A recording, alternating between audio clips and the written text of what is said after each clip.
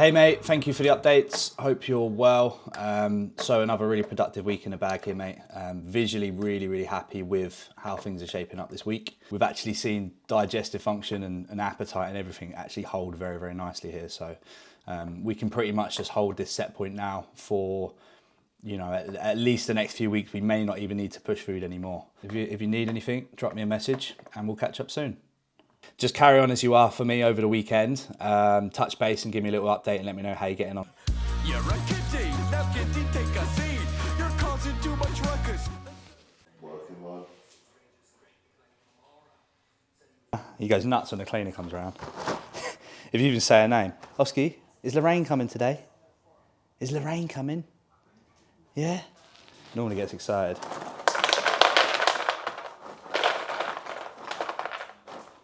So guys, welcome back to the channel. It's been a while and I feel like I need to explain myself. We've had a bit of a hiatus. It's not you, it's me, I promise. I feel as though last year was such a busy year with prep, with the shows, with just everything going on. I felt as though I needed just to have a little period of time just to refresh and come back and give you something new, to be honest with you. And this series isn't going to be so much just about kind of what I'm doing from a competitive standpoint, but we're also going to kind of take you along the journey of my competitive team this year, because we've got a lot of athletes this year on stage. We've got over, you right there, mate?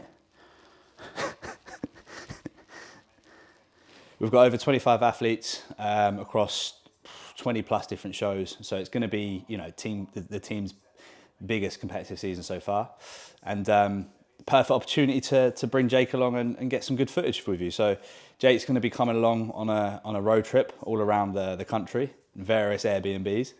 And we're going to be just grabbing as much footage as we can, really, just to kind of take you guys on the journey. We're going to show you kind of what goes into prepping an athlete, you know, how I get the most out of my guys and girls, and hopefully get you some decent footage, you know, when it comes to, you know, show day and kind of the in and around of competing. So obviously we're going to, you know, drip feed what I'm doing there as well, because I know you guys sort of follow along with the journey. That doesn't change. That hasn't changed, to be honest, since I stepped off stage. You know, we've got, you know, the next time I get on stage is when I'm ready, essentially. We've got 10, 12 pounds to make up on the weight cap. So whether that's next year, whether that's 24, there's no massive rush towards that.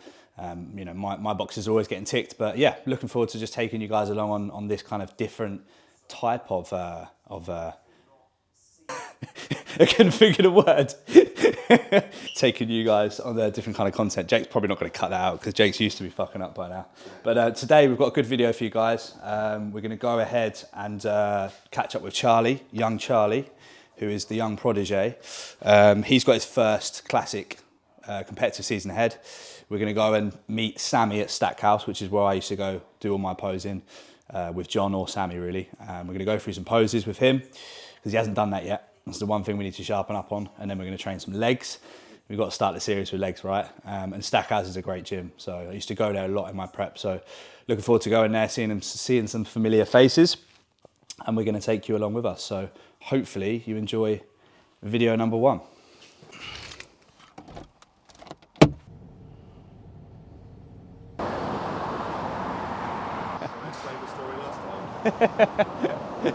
Yeah, so I don't know if I can. Can I? Yeah, I run out of petrol in my Porsche. But in fairness, I didn't know that the engine actually shuts down. Like, if anyone owns a Porsche and you don't know this, you probably won't run it into the ground anyway, but the engine not the engine management, like the petrol light come on, and I thought, oh, I've still got about 20 miles, so I can make it to the garage. I didn't make it to the garage. The engine goes, oh, it's shutting down to protect it or something. So I was on a hard shoulder. I had Kirsty, had to come and run along with 2 jerry cans. You had people driving past. I'm stood over the hard shoulder like that, filling it up. People going like that. What is he? Got one on. Yeah, that's why it's bigging them up. That's why it's bigging them up. I suppose. Yeah. So in the front relax, you want to make sure the adductor is not touching too much, because otherwise you lose leg. So you just want to get them just where they meet. and that's like your wheelhouse, that's where you want to sit. You just want to turn your feet slightly more out. It's almost pushing your biceps forward and then slightly rotate the elbow so that you can actually see the tie-in from the delt to the tricep. And then just pull your hips slightly back and arch your body forwards, like you're like leaning towards the judges. Back. I agree, man. Like we were speaking about that the other day, some people it suits better with it fully extended. Some people it suits better with it bent. What you've done there, mate, that looks so different. This. Your reference point is your belly button, yeah? So line it up with the belly button and never hold it too close to your body, yeah? Always keep it around there. You're gonna internally rotate this shoulder. Yeah, you can see it looks better. A little tip here as well is if you just rotate that elbow that way, it will hurt like fuck. Yeah. But it shows this long head often gets hidden away. Just like that. If you rotate them, now you can see how big your fucking arms are. And you want to squeeze your legs together as hard as you can, because then that pops that hamstring hard. I mean, either one is pretty nutty, but going to the other one, he's got no weak areas, is he? He's full. Really good, man. You wouldn't think like just when he's in his top. No, you just. That's what I love about classic. Yeah. Like when he's peeled, mate, hard green. Yeah, it's gonna be just fucking strikes his poses. It's gonna be fucking in a junior lineup. It's gonna be pretty cool. Yeah.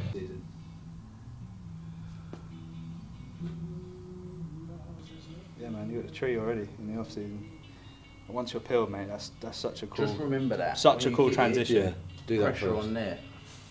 Because all those little things as you're sort of transitioning from one shot to another, like they catch the judge's eye. Yeah. It's like fucking hell, look at that, and then they're drawn to you, and then you go into the rear double, and it's like, okay, rear double's tidy as well. That's really cool, mate. And like rear shots when you're heavier, it's just so hard for them to look decent. Yeah, you should get a proposing coach, I think. Of course, mate. Got that in there. Do you know what? But like once you get that, once you get that detail, myself a couple of times. once you get that detail, that's when those rear shots really come to life. Do you know what I mean? Crazy. Yeah. You know. And like I don't feel as though the chest, the biceps, any weaker than the other side. I mean, if anything, it looks more comfortable. Cool. Obviously, the tan line fantastic as on the well. other one. Just important to note the tan line. The tan line's the most Superb. important. Tan line's the best thing about that pose. It's the best It bit. literally looks like squash. I think you should keep the. I think you should keep the tan line for stage. Don't worry about a tan. Don't worry about a competitive tan. Such a difference where you went from front and then. Yeah, it makes such a difference. It also brings more emphasis on that front quad. What's the pre-workout meal? Weetabix. Weetabix minis, mate. If you don't know, get to know. What are you saying about Weetabix minis? No, they go soggy too quickly. Are you going to play with like that in the video? They go You love Weetabix minis. I thought he was going to back me up then with like, yeah, man, they're well. 100 grams, fine. After like the last 50, it's not so Well, I only have 130 grams because I'm not on peak off season like you. Mate, you're probably leaner than me anyway. Yeah, so they're easy to digest, easy to eat, and it saves time making. I got sick of making cream of rice, so This is actually there you go. really I've got them as well. Are you got the same? 160 grams. Am I missing the trick here? Oh, you did mention these actually. Yeah, John one, I've got one fit. Yeah, I'll give it a go. I'll give it a go, mate. Macro track and eat your heart out. But no, these are easy. And then the milk, so you got the protein, and then just a protein shake. Pre-training meal done in 10 minutes. This is Charlie. This is the protege. We've just gone through a bit of posing with Sammy, as you saw, which is very advantageous. You know, I've said it countless times. You know, in terms of your ability to present yourself on stage, it's absolutely paramount to have someone overlook that. Just the same way as you'd overlook, you know, just the same way as I overlook, you know, all of Charlie's training, nutrition, supplementation, etc. To, you know, be able to invest in someone which is going to take you through how you're going to present yourself is an absolute priority. And in terms of Sammy, you know, there's no one I trust more in terms of bringing out the best in my guys, you know. So if anyone is local to the area, honestly, check him out. I'll put his name and his bio in the description. But how'd you find it? That was sick. That was sick. Everything looks 100% better already. Yeah, it's like improved. Already. Every shot's just improved tenfold already. Straight away. Like you just go into a front double and just with a few little tweaks, and it's just night and day. And that's the difference on show day as well. Yeah. Like you'll see it when you go to a show. Like you can see guys who come out and it's like, wow, he's won it, and then they pose and it's like, fuck, it's just a letdown. Yeah. So we just had a pre-meal. We're going to give it a little while to digest, and then we're going to go in there and get a leg session. Hammer some legs. Charlie's got about 2 weeks left of the off season, so I'm going to see if I can kill him. I'm going to kill you. Kill him off.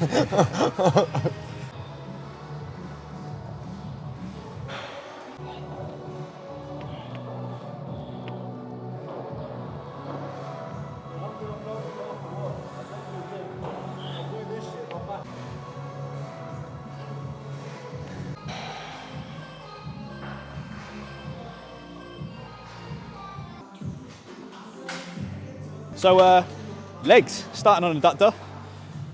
We're going to pretty much follow the normal route in terms of the session. Our programming is fairly similar, to be honest, at the moment, just so we can kind of merge sessions as and when. But adductor to start. Then we're going to go into the kneeling ham. They've got a really nice kneeling ham here, which we're going to do next. And then go into the main press today, which is going to be heavy leg press, back offset. And then we're going to go into the hat squat for our second compound. We're just going to see how it feels, because it's a slightly different movement pattern. So we're going to see how that feels, warm into it, and then finish with some quads. We've both been putting quads on the end just because of the knee issue, you know. It's been me mainly, but doing leg extensions at the beginning, that shortened range, has been hammering the knees. So I've been putting it at the end where there's blood in the muscle.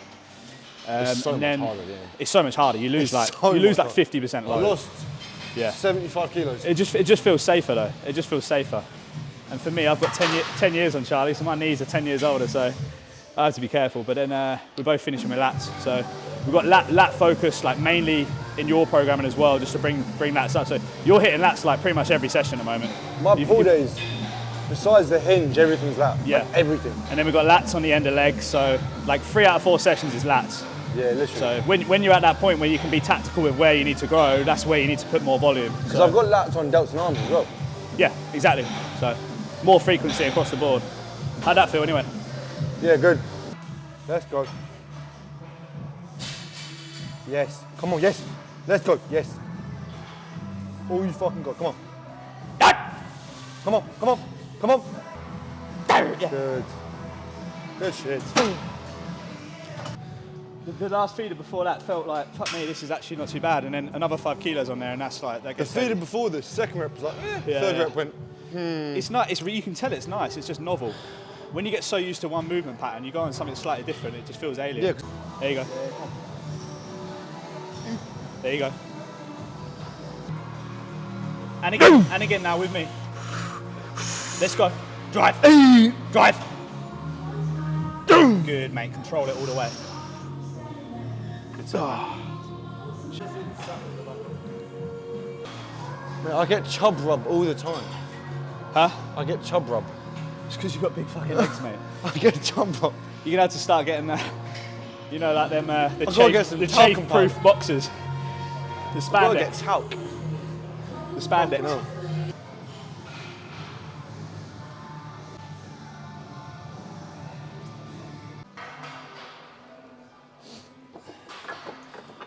Yes. That's 8, easy. Come on, come on. Yes. Let's go now, I'm here now. That's easy. Come on, let's go. Yeah. The shorts down, I'm not showing that tan line. Are we twinning? Yeah. Fuck. You got gym shorts on? Matching. Are they 5 inches? Huh? 5 inch? Nah, mate. I was gonna say I thought yours were smaller. 5 inch inseam? Nah. Yours look like swim. I think Kirsty's got a set like that.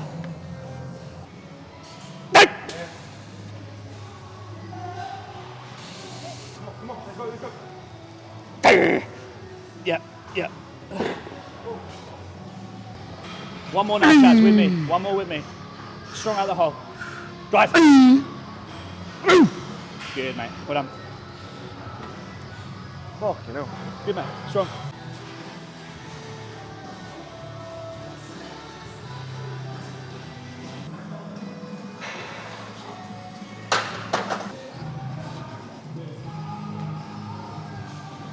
So, in terms of the timeline for Charly, we're just coming to the end of the off season, so he's got a couple of weeks left to push.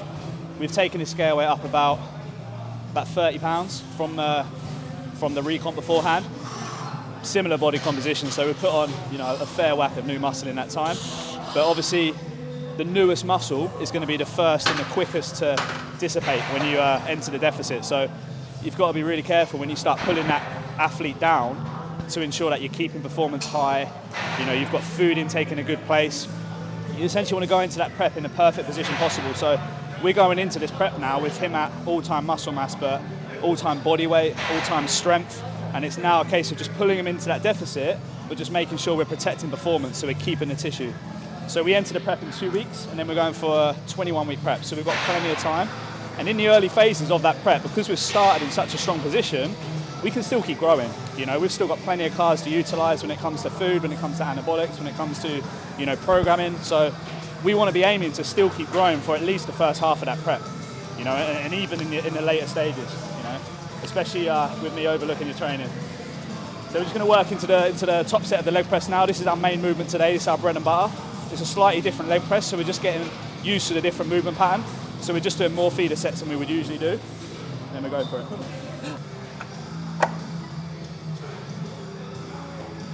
$320.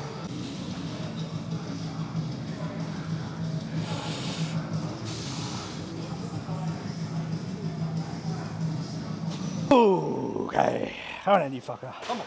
Up!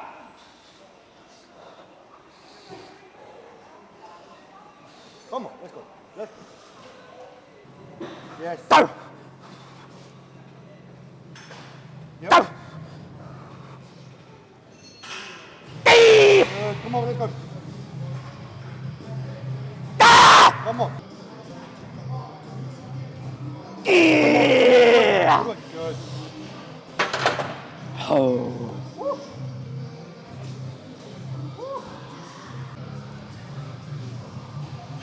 I feel like we need to inform the YouTube what's just occurred there, because all they're going to see is us moving on to the next set where Charlie's just gone and he's been sick. So this is what happens when you peak off season and you take a stimmy pre-workout. When you've specifically been told not to take a stimmy pre-workout. Like literally, I've told him to stay away from the stim because he just doesn't digest well, and he's like, I know it'll be a good idea. Let's have a stim. Yeah, brilliant. You right, yeah? You feeling good? I'm good. Okay, lock into this set now, mate. These are the sets, mate. Come on. There you go. Yep! And again, and again. Come on. Let's go. Drive! Take these reps. Take these fucking reps. I want 2 more.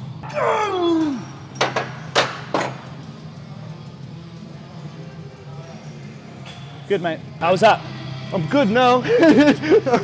Hey, all you need in that situation is just to be sick. Yeah, literally. You know?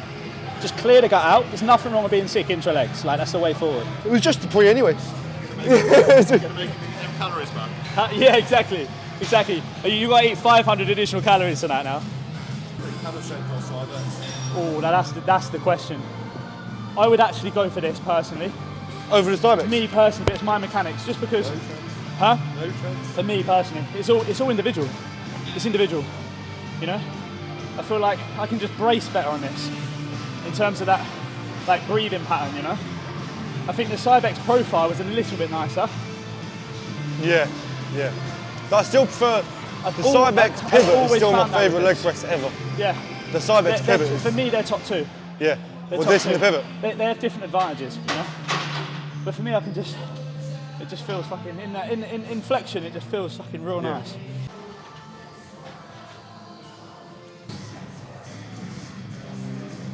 Continuous reps, continuous, good. Yep, yep.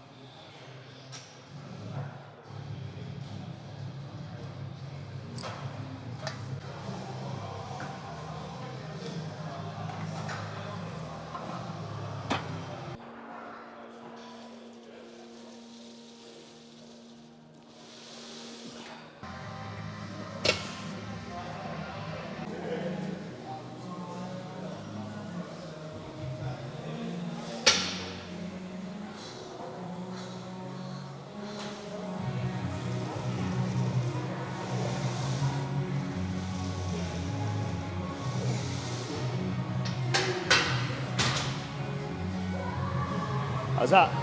I feel like I can go heavier. Yeah. It's just at the cost of my knee. Just be careful with it. Yeah.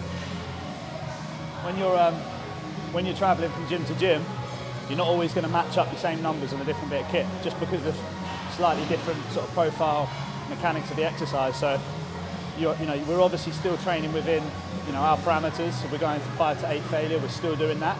But just being conscious of the fact that the load might be slightly different.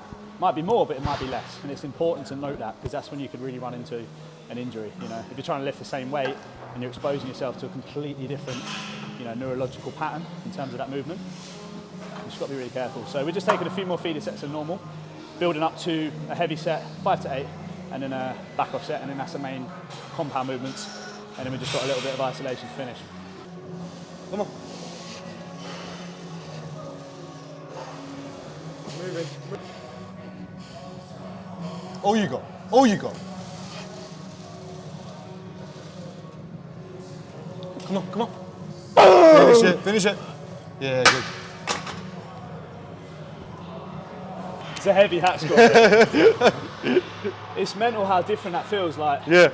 I said, I had like a 2-year run on that same hat It's crazy. a while back, but just changing to a different bit of kit and having a run on that makes such a difference, you know? Yep. Yep. Yep. Again. Let's fucking go. Come on. Take this last rep. This is all you. This is all you now. Drive! Nice, man. Good set. Fuck me.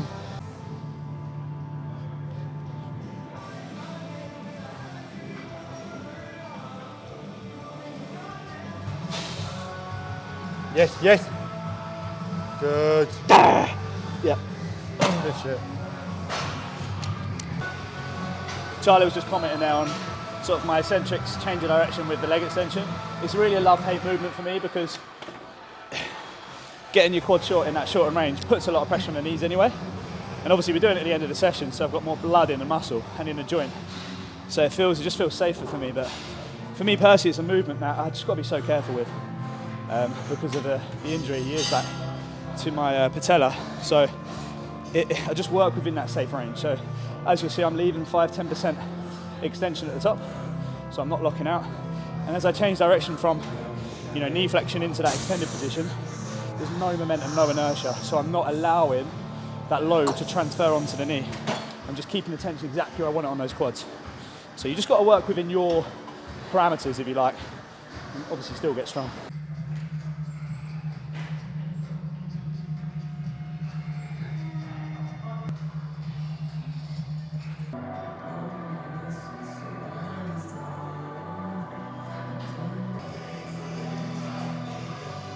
Finish it.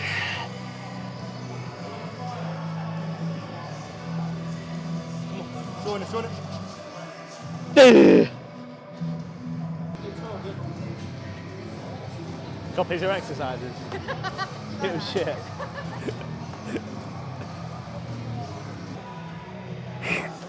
Come on. Yeah, good. Mine. Oh, it's a bitch, isn't it? Charlie's getting jealous because I might get more gains than him because I finished on the rope climb. What would you even call it? A rope climb? When I got to the top, I felt like I needed to tap a bell. What do they do that on? I've seen it where they like tap the bell at the top. Kind of, mate. Put your money where your mouth is. Hey, peak off season as well.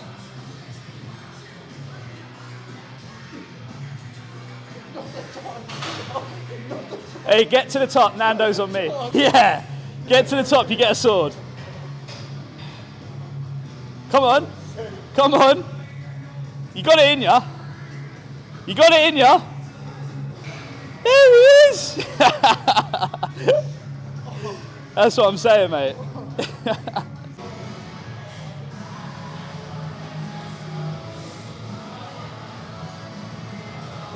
That's fucking cool, mate.